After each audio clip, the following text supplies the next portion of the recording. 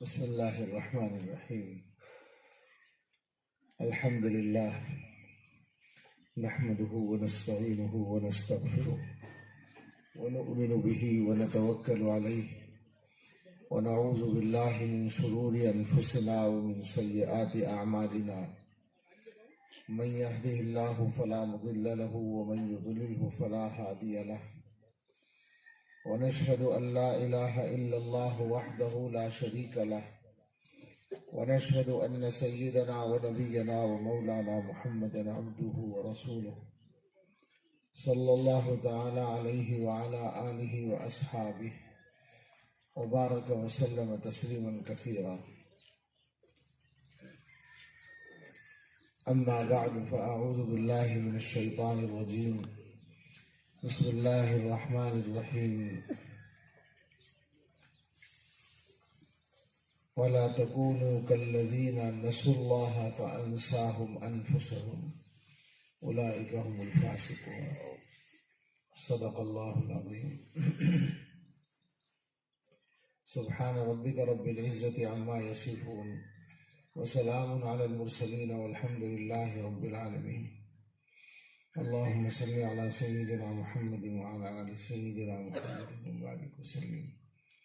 اللهم صل على سيدنا محمد وعلى آل سيدنا محمد وبارك وسلم. اللهم صل على سيدنا محمد وعلى آل سيدنا محمد وبارك وسلم.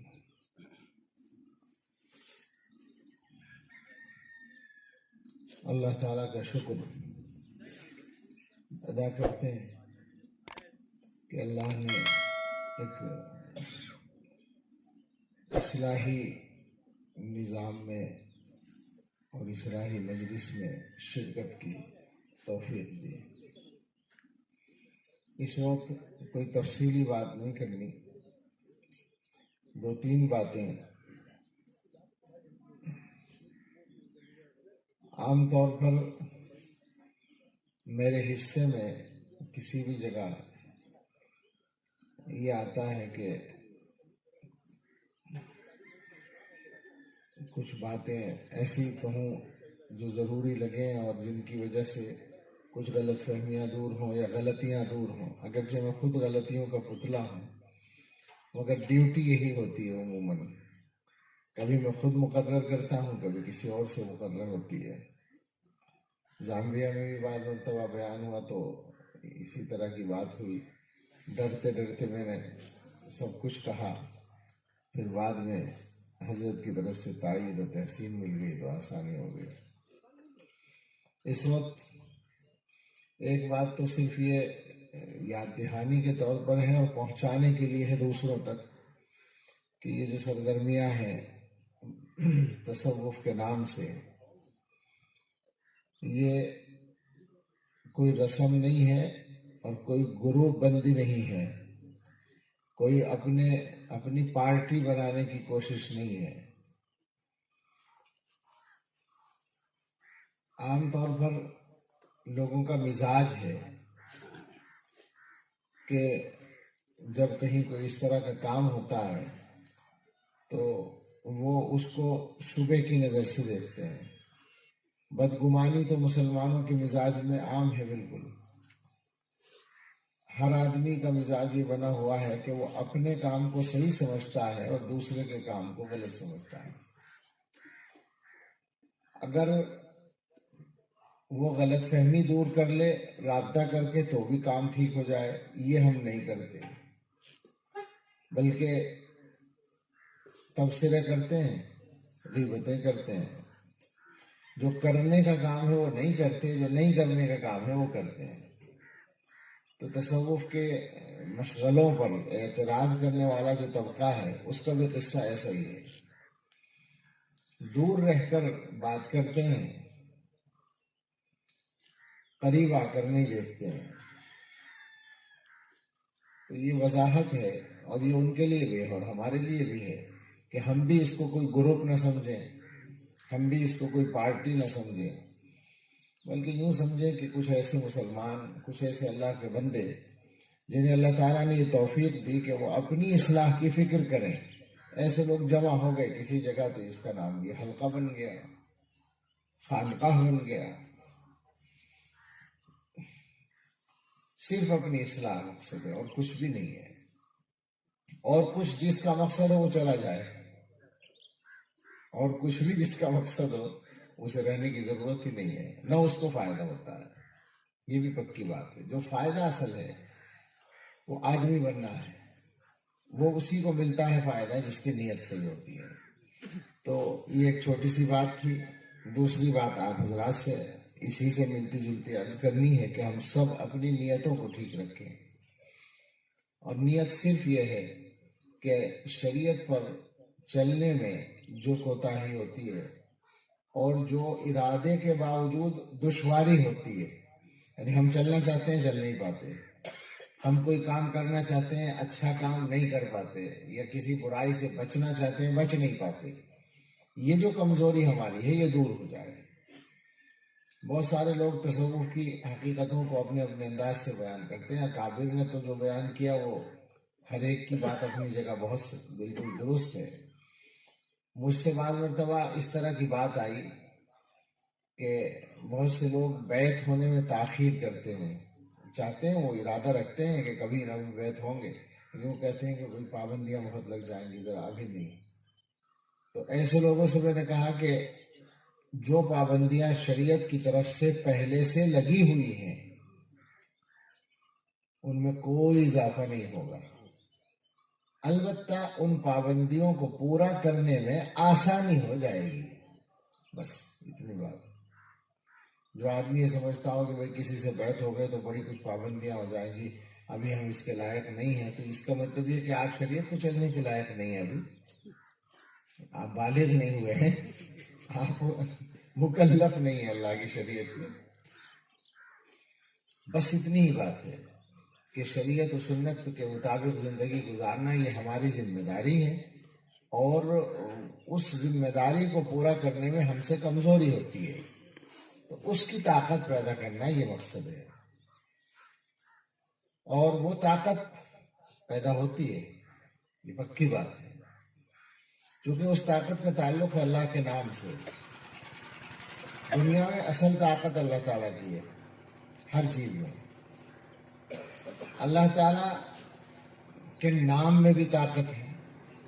اللہ تعالیٰ کی جو ذات ہے وہ تو اصل طاقت ہے، لیکن اس ذات کو ہم جسمانی طور پر تو کہیں نہیں پا سکتے.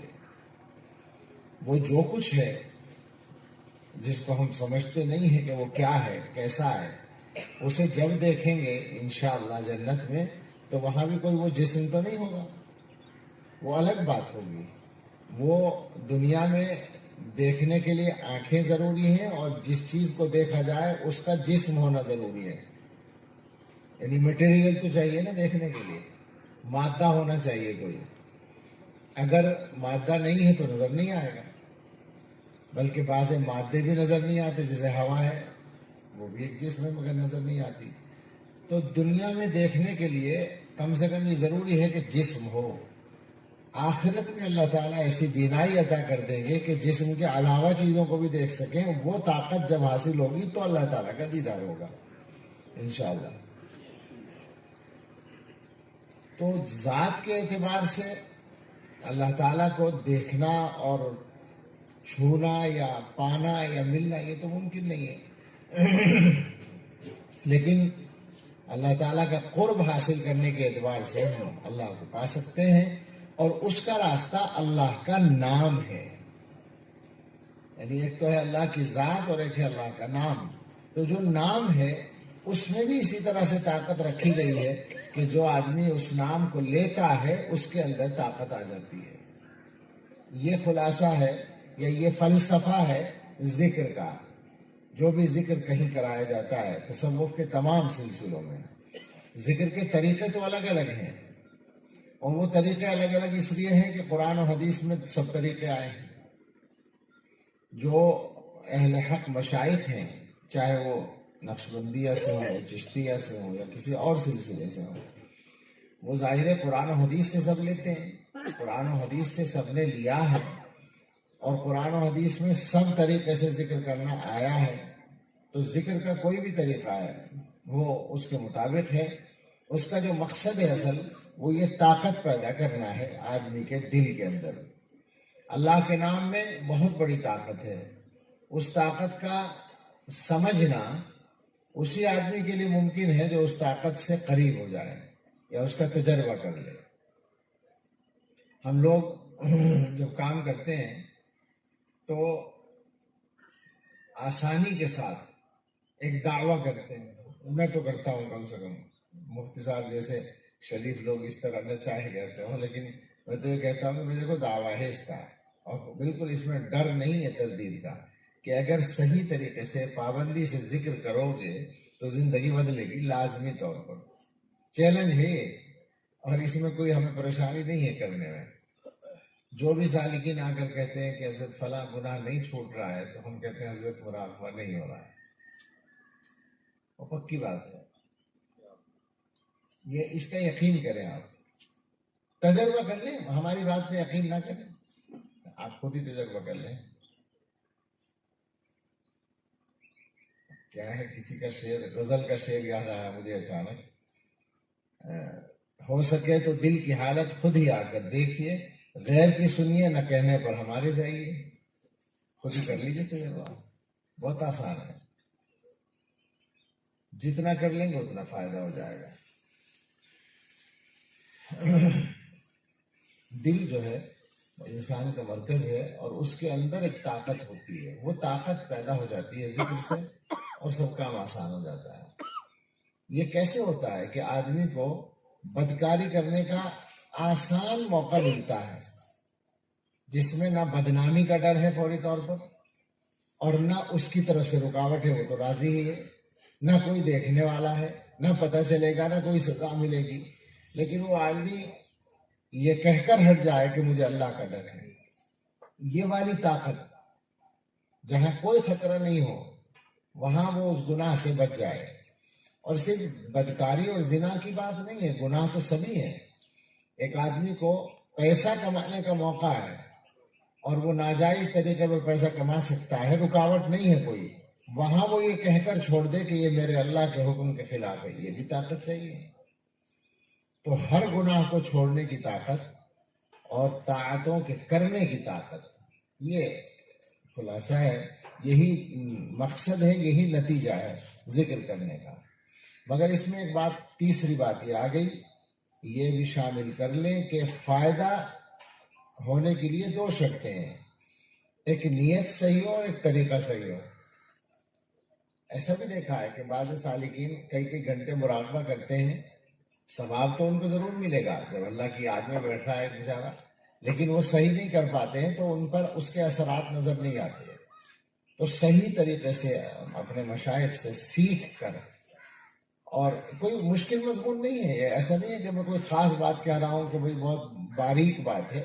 سیدھے سادے انداز میں، وہم میں پڑے بغیر، وسوسے میں پڑے بغیر. بہت سے لوگ تو وسوسوں میں پڑ جاتے ہیں نا، اس کی وجہ سے ان کا دھیان صحیح کام پر نہیں رہتا. اس سے بچنے کے لیے بات کر رہا ہوں میں، کہ صحیح طریقے سے ہو جائے. اور اس سے پہلے ضروری ہے کہ نیت صحیح ہو. نیت اگر صحیح نہیں ہوتی کسی بھی عمل میں، تو آپ اتنا تو جانتے ہی ہیں کہ مقبول نہیں ہوتا. اعمال کی مقبولیت نیت پر موقوف ہے. میں اس کو یوں کر کے کہتا ہوں کہ نافع بھی نہیں رہتا. نیت اگر صحیح نہ ہو تو عمل کا فائدہ بھی نہیں ہوتا. یہ پکی بات ہے. جو اصل فائدہ ہے وہ نہیں ہوتا. ہو سکتا ہے وقتی طور پر کوئی دوسرا فائدہ ہو جائے، ایسا بھی ہم نے دیکھا ہے.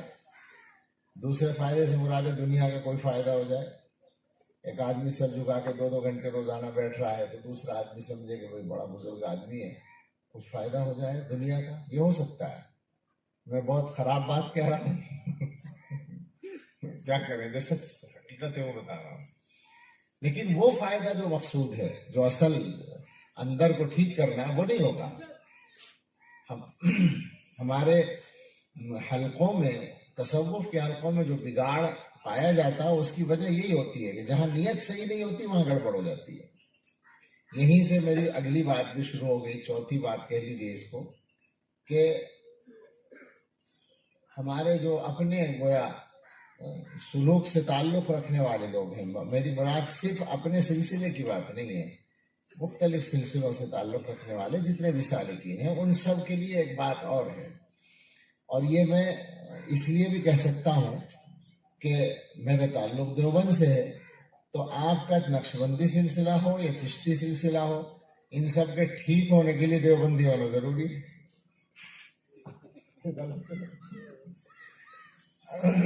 یہ واقعہ ہے. یہ سلسلے تو پرانے ہیں، پہلے سے چلے آ رہے ہیں، اور ہر سلسلے میں بدعتیں آئی ہیں. تو بدعت سے جب تک الگ نہیں ہوگا تو کیسے ٹھیک ہوگا؟ آپ ہمارے علاقے میں، ہندوستان میں تو یہ نقشبندی سلسلہ اب شروع ہوا حضرت کی برکت سے. شروع کا مطلب تیزی کے ساتھ، پہلے کم رہا ہے. لیکن ترکی وغیرہ کے علاقے میں تو نقشبندی بھرے پڑے ہیں، اور اکثر بدعتی ہیں، اکثر میں بدعت ہیں. وہاں بھی یہیں سے پہنچا ہے سلسلہ. حضرت مجدد الفسانی رحمۃ اللہ علیہ کے سلسلے میں مرزا مظہر جانا کے خلیفہ شاہ غلام علی صاحب تھے، ان کے خلیفہ تھے شیخ خالد بغدادی کردی رحمۃ اللہ علیہ. وہ وہاں کے رہنے والے تھے، شام کے. کردوں کا جو علاقہ ہے، کردوں کا علاقہ کچھ شام میں ہے، کچھ عراق میں ہے، کچھ ترکی میں ہے. تو اس کردی علاقے کے وہ رہنے والے تھے، اور وہ بہت بڑے شیخ تھے. ان کا سلسلہ عراق میں، شام میں، ترکی میں، سب جگہ پھیلا ہوا ہے. علامہ شامی رحمۃ اللہ علیہ جو مشہور فقیہ ہیں، ہمارے فتوے کی سب سے مشہور کتاب ہے علامہ شامی کی. علامہ شامی بھی شیخ خالد کے ہی مرید تھے، اور ان پر کچھ اعتراضات ہوئے تو علامہ شامی نے ان کے دفاع میں ایک رسالہ لکھا تھا، سل الحسام الہندی لنصرت مولانا شیخ خالد النقشبندی. تو ان کے ذریعے وہاں سلسلہ پھیلا، اور ترکی کے پورے علاقوں میں جو تصوف کا سلسلہ ہے زیادہ تر وہ نقشبندیہ کا ہے. کچھ شاذلی بھی ہیں اور بھی ہیں، لیکن کثرت سے یہ ہیں، مگر زیادہ تر بدعت سے متاثر ہیں. وہاں علماء پھر محنت کرتے ہیں، جیسے ابھی کیا نام تھا، شیخ محمود آفندی وغیرہ نے محنت کی، کوشش کی بدعات کو دور کرنے کی. تو بدعات آ جاتی ہیں. ہمارے یہاں یہ ہے کہ علماء دیوبند کے طریق پر کوئی سلسلہ ہے تو وہ ٹھیک ہے، ٹھیک رہے گا، بدعات سے پاک رہے گا. اس سے ہٹے گا تو گڑبڑ ہو جائے گی. اسی وجہ سے فرق ہوتا ہے. اوپر فرق ہے، نیچے فرق نہیں ہے. یہ میں ایک خاص بات کہہ رہا ہوں، میری یہ بات ممکن ہے سب لوگ نہ سمجھیں. یعنی تصوف کے سلسلوں میں نقشبندیہ کا الگ طریق ہے، چشتیہ کا الگ ہے، قادریہ، سہروردیہ الگ الگ ہیں، لیکن دیوبند میں آ کر سب ایک ہیں. اس لیے کہ سب کا مقصد ایک ہے، شریعت پر چلانا، شریعت کا پابند بنانا، سنت کا پابند بنانا. تو اس لیے میں عرض کرتا ہوں، تمام قسم کے سالکین سے یہ بات کہتا ہوں کہ بدگمانیاں چھوڑیں، صحیح نیت کے ساتھ اپنا کام کریں، کسی کے چکر میں نہ پڑیں. ایسا ہو سکتا ہے کہ آپ کسی کے پیچھے پڑیں اور آپ کو کچھ فائدہ ہو جائے، مگر وہ فائدہ دنیا کا ہوگا، آخرت کا نہیں ہوگا. اس سے مطمئن رہیں، بے فکر رہیں. دنیا کے فائدے کے لیے کوئی اور کام کر لو نا یار، تصوف کو کیوں استعمال کرتے ہو؟ میں جہاں کہہ رہا ہوں، مطلب جو بات کہنا چاہتا ہوں، جہاں پہنچے گی وہاں فائدہ ہو ہی جائے گا، پہنچ جائے گی. لیکن مجھے کہنا ہے، جو صحیح بات ہے وہ کہنی ہے. بدگمانیاں جو ہیں ان کی بنیاد پر معاملات کرنا، یا ایک پورا ہنگامہ کھڑا کر دینا، یا فتنے پیدا کر دینا، اگر یہ اس کے بعد بھی آپ سمجھتے ہیں کہ آپ تصوف کا کام کر رہے ہیں تو بہت غلط فہمی کا شکار ہیں. یہ ہو رہا ہے، مولویوں کی لائن میں بھی ہوتا ہے، صوفیوں کی لائن میں بھی. صاف بات. میں اسی لیے کہہ رہا تھا کہ میرے حصے میں باتیں ایسی آتی ہیں، اور اس کی ضرورت ہوتی، کیا کروں، بیٹھ کے میں تعریفیں کر لوں تو خوش ہو جائیں گے سب. لیکن اللہ نے توفیق دی کہ صحیح بات کہی جائے، اور مقصد اس کا بھی یہی ہے، اصل مقصد یہ ہے کہ گڑبڑ دور ہو اور معاملہ ٹھیک ہو. تو ہمارے مولویوں کے حلقے ہوں یا صوفیوں کے حلقے ہوں، ان کو آپس میں ایک دوسرے کی وہ برداشت نہیں ہے. بھائی اگر اللہ مقصد ہے، اللہ کو راضی کرنا مقصد ہے، تو تمہیں کیا پریشانی ہے؟ ایک آدمی کام کر رہا ہے، اسے کرنے دو. مدرسوں میں یہی ہوتا ہے، مدرسہ بنا لیا ایک آدمی نے، اب دوسرا آدمی مدرسہ کھولتا ہے تو اس کی ذمہ داری ہے کہ وہ صحیح نیت سے کھولے. اب اگر وہ صحیح نیت سے کھول رہا ہے تو آپ کو کیا پریشانی ہے؟ آپ کا مدرسہ اگر پہلے سے چل رہا ہے. آپ نے شاید پڑھا ہوگا، میں سنا دیا کرتا ہوں بعض مرتبہ، حضرت تھانوی رحمۃ اللہ علیہ کے بہت بڑے خلیفہ تھے، بلکہ بعض حضرات ایسا سمجھتے ہیں اور میرا بھی ایک رجحان ہے کہ وہ سب سے بڑے ہوں گے اگر دیکھا جائے، مفتی محمد حسن صاحب امرتسری رحمۃ اللہ علیہ. عجیب و غریب قسم کے آدمی تھے، علم بہت اونچا تھا، تقوی کا عالم تو یہ تھا کہ ایک بیماری ان کی ٹانگ میں ہو گئی تھی، یہاں زخم رہتا تھا، سالوں تک تو وہ زخم چلتا رہا، ٹھیک نہیں ہوا. پھر ایک وقت آیا کہ ڈاکٹروں نے فیصلہ کیا کہ پوری ٹانگ کاٹ دی جائے، الگ کر دی جائے. تو یہ آپریشن ہونا تھا، ٹانگ کٹنی تھی. اس کے لیے آپ سوچ سکتے ہیں کہ بے ہوش کرنا یا سن کرنا تو ضروری تھا. حضرت نے انکار کر دیا، نشہ نہیں لیں گے، بدن میں نشے کی کوئی چیز داخل نہیں ہونے دوں گا. بہت کوشش کر لی گئی، یہاں تک کہ بڑے بڑے لوگوں سے سفارش بھی کرائی گئی، یعنی ڈاکٹروں نے بعض بڑے لوگوں سے کہا کہ آپ سمجھا لیں حضرت کو، منع کر دیا کہ نہیں. اور ڈاکٹر پریشان، علاج ضروری. فرمایا ایسا ہے جو تمہیں جو کرنا ہے وہ کرو، مجھے میرے حال پہ چھوڑ دو. بے ہوش نہیں کرنا ہے، نشہ نہیں لینا، انجیکشن نہیں لگوانا، سن کرنے کا انجیکشن بھی نہیں، مجھے لے چلو آپریشن کرو. لے گئے، میز پر لٹا دیا. حضرت نے ڈاکٹروں سے کہا کہ تم اپنا کام شروع کرو، اور اپنا مراقبہ شروع کر دیا. کیسا مراقبہ تھا، کیا تھا؟ کچھ دیر کے بعد ڈاکٹر اپنا کام کر رہے ہیں، نہ کوئی ہائے نہ نہ تکلیف کا اظہار، کچھ بھی نہیں. ٹانگ کاٹ دی گئی. تھوڑی دیر کے بعد حضرت نے پوچھا کر لیا تم نے اپنا کام؟ اور ٹانگ کٹ گئی اور انہیں پتہ ہی نہیں ہے. یہ سچا واقعہ ہے، مبالغہ نہیں ہے، مبالغہ بھی نہیں ہے اس میں، ایسے ہی ہوا. میں نے تصدیق کی. ان کے صاحبزادے مولانا فضل الرحیم صاحب جو ابھی محتمیم میں وہاں پر، چھوٹے بیٹے ہیں ان کے، وہ بھی بوڑھے ہیں، ہمارے حضرت سے بہت محبت کرتے ہیں. وہ ملے تھے ہانگ کانگ میں. میں نے ان سے پوچھا تھا کہ یہ واقعہ ہم نے پڑھا ہے، اب آپ سے تصدیق چاہتا ہوں چونکہ آپ بیٹے ہیں. تو ان کا بالکل ایسے ہی ہوا تھا. اور ایک صاحب نے لکھا ہے کہ میں نے بعد میں پوچھا تھا کہ آپ کو کیسے پتہ نہیں چلا تکلیف کا، تو انہوں نے یہ بتایا کہ اس تکلیف کا جو اجر اللہ تعالیٰ کے یہاں تھا میرے لیے، وہ متمثل ہو کے شکل بن کے سامنے آ گیا تھا. میں اس کو دیکھنے میں غرق ہو گیا، اس کی دیکھنے میں ہو گیا. یہ آدمی، ان کا مدرسہ ہے، ابھی بھی ہے. اس مدرسے کے بالکل قریب ایک دوسرے عالم نے مدرسہ شروع کر دیا، وہ بھی بڑے عالم تھے. تو اب حضرت کے لوگوں نے، مفتی صاحب کے لوگوں نے آ کر کہا کہ جی دیکھیے حضرت، ہمارے بالکل قریب انہوں نے مدرسہ شروع کر دیا، کتنا غلط کیا. تو انہوں نے فرمایا کہ اس میں غلط کیا ہے، یہ تو بہت اچھا ہوا، اب ہمارا کام آسان ہو گیا. پہلے ہم تنہا کام کرنے والے تھے، اب دو ہو گئے. پہلے ہم پورے علاقے کی ذمہ داری ہمارے اوپر تھی، اب وہ بھی کچھ کریں گے، کچھ ہم کریں گے، بہت اچھا ہوا ہے. خوشی کا اظہار. یہ کون کر سکتا ہے؟ جو کام اللہ کے لیے کرتا ہے. تو یہی مسئلہ ہے سب کے لیے، چاہے وہ علماء ہوں چاہے وہ صوفیاء ہوں، کہ آپ کام کریں اللہ کے لیے، اور ہر آدمی یہی کوشش کرے کہ اللہ کے لیے کام کرنا ہے. اب آپ کو پریشانی کیا ہے اگر کہیں کام ہو رہا ہے؟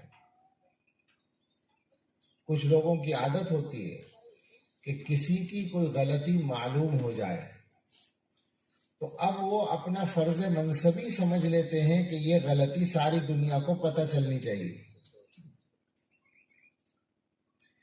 میرا ایک سوال ہے، اگر غلطی وہ ہے حقیقت میں تب ہے، یہ غلطی نہیں ہے اور آپ غلط بات، جھوٹی بات کہہ رہے ہیں، پھر تو آپ بہتان لگا رہے ہیں. آپ جانیں، آپ کا کام جانیں. لیکن کسی کی غلطی کو ہی پھیلانا دنیا میں اور لوگوں تک پہنچانا کون سے مفتی نے جائز قرار دیا ہے؟ میں تو قرآن کا فتویٰ جانتا ہوں حرام ہے، اسی کو تو غیبت کہتے ہیں، جو غلطی موجود ہے۔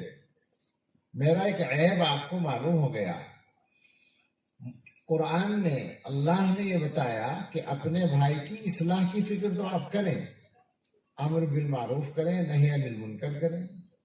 آپ مجھ سے ملیں اور مجھے سمجھائیں کہ دیکھو تم یہ غلطی کر رہے ہو، تمہیں ایسا نہیں کرنا چاہیے، اچھی بات نہیں ہے، تنہائی میں خیر خواہی سے سمجھائیں، تو یہ شریعت کے حکم کی تعمیل ہوگی۔ اور آپ دنیا میں بیان کرتے پھریں کہ فلاں آدمی ایسا کرتا ہے، یہ غیبت ہوگی، یہ مسلمان کی عزت کو خراب کرنا ہوگا، جو بالکل حرام ہے۔ مگر لوگ ایسے کرتے ہیں جسے کوئی ثواب کا کام، کسی کو نہیں چھوڑتے، نہ کسی بڑے کو چھوڑتے ہیں نہ کسی چھوٹے کو چھوڑتے ہیں۔ آپ سے بھی اس لیے کہہ رہے ہیں کہ آپ بھی یہ مزاج بنائیں، چکر میں نہ پڑے کسی کے بھی۔ عزتیں اللہ کے ہاتھ میں ہیں، اگر کسی آدمی کو عزت مل رہی ہے اور آپ کے خیال میں وہ اتنی عزت کے لائق نہیں ہے، تو آپ کو پریشانی کیا ہے؟ آپ کی عزت چھین کر تو نہیں دی جا رہی نا اس کو؟ سوچیں، وہ تو خزانے اللہ تعالیٰ کے ہاتھ میں ہے۔ حضرت فرمایا کرتے ہیں کہ جو آدمی کسی سے حسد کرتا ہے، وہ گویا یہ چاہتا ہے کہ اللہ تعالیٰ اپنی نعمت تقسیم کرنے کے لیے اس سے مشورہ کیا کرے کہ بھئی میں فلاں آدمی کو عزت دینا چاہتا ہوں، بتاؤ عزت کے لائق ہے یا نہیں؟ یا فلاں آدمی کو پیسہ دینا چاہتا ہوں، وہ اس پیسے کے لائق ہے یا نہیں؟ آپ سے پوچھیں اللہ تعالیٰ، کیا بات ہوئی؟ اہم یقسمون رحمت ربک، مکے والوں نے اعتراض کیا تھا رسالت پر، انہوں نے کہا تھا کہ لولا نزل هذا القرآن على رجل من القريتين عظیم، یہ جو مکہ طائف دو شہر ہیں، ان میں سے کسی بڑے آدمی پہ قرآن آتا ہے، یہ غریب آدمی پہ کیوں آ گیا حضرت محمد صلی اللہ علیہ وسلم پہ؟ تو اللہ تعالیٰ نے فرمایا کہ آپ تقسیم کریں گے ہماری رحمت کو؟ آپ ہوتے کون ہیں؟ ہمارا کام ہے، اللہ اعلم حیث یجعل رسالتہ، اللہ تعالیٰ جانتے ہیں رسالت کہاں دینی ہے۔ اسی طرح اللہ تعالیٰ جانتے ہیں کہ عزت کس کو دینی ہے، پیسہ کس کو دینا ہے، شہرت کس کو دینی ہے، سب اللہ کے ہاتھ میں ہے، کسی کی انسان کے ہاتھ میں نہیں ہے۔ پریشان ہونے کی ضرورت نہیں ہے، پریشان ہوگے تو بس پریشان ہی رہو گے، فائدہ کچھ نہیں ہوگا، ہوتے رہو پریشان۔ ایک آدمی کو اللہ نے عزت دے دی، یہ تو کر سکتے ہیں آپ کچھ دنوں کے لیے کہ اس کی عزت میں تھوڑا سا خلل ڈالیں، لیکن اس کا فائدہ یہ ہوگا کہ آپ کو اللہ کے عذاب بھگتنا پڑے گا، اور اس کی عزت کچھ دنوں کے لیے مجروح ہونے کے بعد دوبارہ بڑھ جائے گی، جو مقصد تھا وہ بھی حاصل نہیں ہوگا، یہ پکی بات ہے۔ ہمارے سارے اکابر نشانے پر آئے ہیں، جانے کیا کیا کہا گیا ہے، لیکن بعد میں انجام کیا ہوتا ہے؟ مثال کے طور پر ایک نام میں بیان کر دوں، شیخ الاسلام حضرت مدنی رحمۃ اللہ علیہ، ساری دنیا ان کو جانتی ہے، آسان ہے مثال۔ ان کی مخالفتیں کس قدر ہوئی اس کا اندازہ آپ اس بات سے لگائیں کہ مصر سے ایک عالم آئے تھے دیوبند، اور یہاں ہو کر وہ چلے گئے، وہاں پر علامہ حضرت مولانا محمد یوسف بن نوری رحمۃ اللہ علیہ اس زمانے میں مصر گئے ہوئے تھے ایک علمی کام کے لیے، تو وہاں ان کی ملاقات ان عالم صاحب سے ہوئی جو یہاں ہو کر گئے تھے۔ انہوں نے پوچھا ان سے کہ وہاں کیسا دیکھا دیوبند کو، کیسا پایا، دارالعلوم علماء کس کس سے ملاقات ہوئی؟ انہوں نے اپنے تاثرات کا اظہار کیا، بہت تعریفیں کی۔ تو انہوں نے پوچھا حضرت مولانا حسین احمد صاحب سے ملاقات ہوئی، حضرت مدنی رحمۃ اللہ، تو انہوں نے کہا کہ نہیں وہ تو سفر میں تھے، میری ان سے ملاقات نہیں ہو سکی۔ لیکن وہ مصری عالم کہہ رہے ہیں کہ وہ سفر میں تھے، ملاقات نہیں ہوئی، لیکن ان کے موافق اور مخالف جو باتیں وہاں میں نے سنی، یعنی تعریفیں بھی سنی اور برائیاں بھی سنی، تو ان سے یہ سمجھ میں آیا کہ یا تو وہ فرشتہ ہے یا شیطان ہے۔ یہ مصری عالم نے کہا کہ جو ان کی موافقت میں سنا ہے تو وہ فرشتہ ہوں گے، اور جو مخالفت میں سنا وہ بھی اتنا سنا ہے کہ گویا یا تو وہ شیطان ہے۔ تو حضرت مولانا بن نوری رحمۃ اللہ علیہ نے فرمایا کہ وہ فرشتہ ہی ہے، آپ نے جو تعریف میں سنا وہ صحیح ہے۔ تو اس سے اندازہ کیا ہوتا ہے کہ اتنے بڑے لوگوں کی بھی برائی اتنی اس حد تک کرتے ہیں لوگ، کسی کو نہیں چھوڑتے۔ مگر آپ پوچھیں وہ برائی کرنے والے کہاں پائے جاتے ہیں؟ تاریخ کے کسی کونے خدرے میں بھی کہیں ملیں گے آپ کو؟ اور حضرت مدنی کا نام اونچا ہے، ساری دنیا جانتی ہے، عزت ہے۔ تو اس طرح ہو سکتا ہے کہ کسی بڑے کو یا چھوٹے کو، کسی کو بھی آپ پریشان کر دیں کچھ دنوں کے لیے، کوئی آدمی پریشان کر دے، لیکن انجام کے اعتبار سے اس کا فائدہ ہوگا اور اس کا نقصان ہوگا، دنیا میں بھی ہوگا، لیکن آخرت کا نقصان تو کہیں گیا ہی نہیں اگر توبہ نہیں کی، اگر معافی نہیں مانگی۔ اگر کسی کو تکلیف پہنچا کر معافی نہیں مانگی تو آخرت کا نقصان تو پکا ہے۔ تو کم سے کم سالکین کا مزاج تو یہ نہیں ہونا چاہیے، صوفیاء کا مزاج تو یہ نہیں ہونا چاہیے۔ کس منہ سے لوگ اپنے آپ کو صوفی کہتے پھرتے ہیں؟ خواہ مخواہ اپنی مشیخت کے پروپیگنڈے کراتے ہیں اور اس کے بعد یہ سب حرکتیں کرتے ہیں۔ اللہ بچائے، اللہ صحیح توفیق دے۔ میرا نشانہ کوئی متعین آدمی نہیں ہے، ذہن میں بھی میں کسی متعین کو رکھ کر بات نہیں کر رہا ہوں، لیکن چونکہ یہ چیزیں ہوتی ہیں تو ایسی جگہوں سے یہ پیغام بھی تو جانا چاہیے نا، جہاں ہم تصوف اور سلوک کے سلسلے میں جمع ہو رہے ہیں، تو یہاں سے یہ پیغام جائے، ہمارے اپنے احباب کے لیے بھی جائے اور دوسروں کے لیے بھی جائے کہ ہم سب صحیح نیت سے صحیح کام کریں، کم سے کم اپنی زبان پر قابو رکھیں اور غلط مقاصد کے لیے محنت نہ کریں، اپنی صلاحیتوں کو استعمال نہ کریں۔ مجلس تو ذکر کی تھی، میری باتیں جو ہیں چلیں یوں کہتے ہیں کہ فکر کی باتیں تھیں، شاید عزت رکھ لیں میری آپ، ضرورت کی باتیں ہیں، اس میں کوئی شک نہیں ہے، حالات اچھے نہیں ہیں، اور سوچیں ذرا فتنے کتنے زیادہ ہیں، دلوں پر محنت کرنے کی ضرورت ہے، دل ہی تو بگاڑے جا رہے ہیں، ایمان جا رہا ہے لوگوں کا آج کل، ایمان کہاں ہوتا ہے؟ دل ہی میں تو ہوتا ہے۔ اب ہم لوگ محنت کرتے نہیں، میں اپنی بات کر رہا ہوں، آپ لوگ تو کرتے ہوں گے یقیناً، لیکن جب محنت نہیں کرتے ہیں تو اندر طاقت نہیں پیدا ہوتی، نہ اپنا کام صحیح بنتا ہے نہ دوسروں کو فائدہ پہنچا پاتے ہیں۔ اس کی ضرورت ہے کہ محنت کریں، محنت بس نہیں، کچھ بھی نہیں کرنا ہے، ذکر کرنا ہے۔ ہمارا ذکر تو آسان اتنا ہے، بیٹھ کے خاموش کرنا ہے، کتنا آسان ہے۔ اللہ نے بہت آسان، حضرت فرمایا کرتے ہیں کہ ہم لوگوں کے حصے میں آسان تصوف آیا ہے، آسان سلوک آیا ہے، مجاہدے اور مشکلات کہیں بھی نہیں ہے۔ حقیقت یہی ہے کہ مناسب انداز میں اگر کوئی آدمی محنت کر لیتا ہے ترقی کر جاتا ہے۔ یہ ذہن میں رکھیں کہ محنت میں تسلسل چاہیے، بس ناغہ نہیں چاہیے، ناغہ کر کے واپس آ جاتا ہے آدمی، نیچے چلا جاتا ہے، اور یہ بالکل فطری بات ہے۔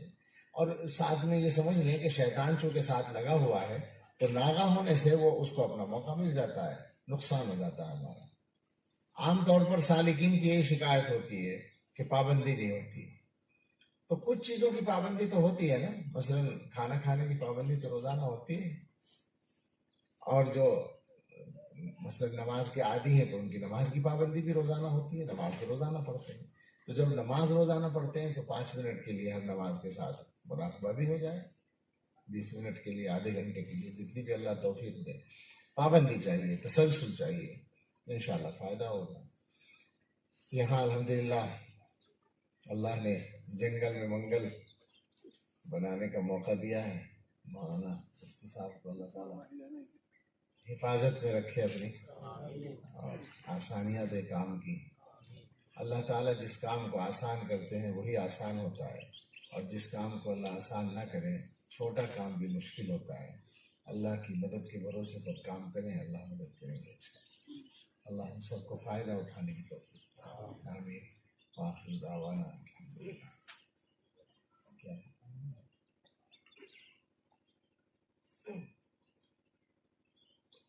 میں پوچھ رہا تھا کہ کیا ہے؟ پانی ہے۔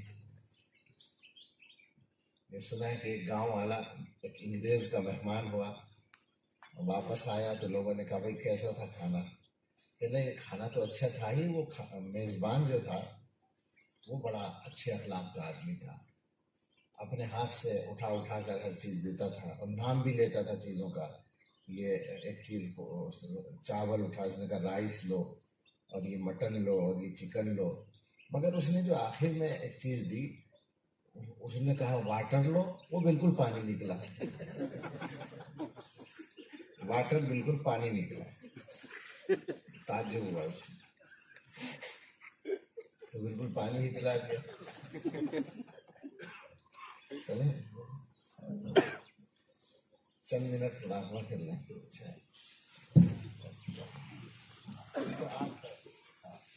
مجلس میں بیٹھ.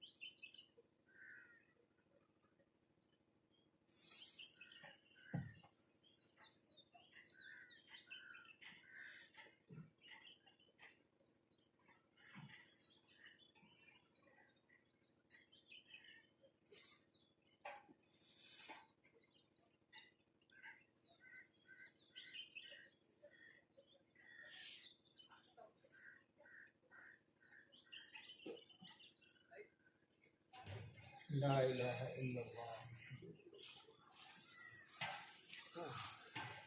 رب العالمین والصلاة والسلام علی سیدنا مولانا محمد وآلہ واصحابہ اجمعین ربنا آتنا فی الدنیا حسنة وفی الآخرة حسنة وقنا عذاب النار اللهم وفقنا لما تحب وترضى من القول والعمل والفعل والنية والهدي إنك على كل شيء قدير. اے اللہ ہم سب کو گناہ معاف فرما. اللہ ہمیں اپنی دائمی اور سچی یاد نصیب فرما. اللہ ہمارے دلوں پر خاص رحمت کی نظر ڈال دی. اے اللہ اس پورے نظام پر اپنی خاص رحمت کی نظر ڈال دی. اے اللہ جو مجلس یہاں منعقد ہو رہی ہے اپنے فضل سے اس کو نافع بنا دی اور جو ارادے یہاں کے لیے ہیں اللہ ان میں برکتیں عطا فرمائے. نظر بد سے اور شرور و فتن سے حفاظت فرمائے. اللہ اپنی بارگاہ میں قبولیت عطا فرمائے, آسانیاں عطا فرمائے.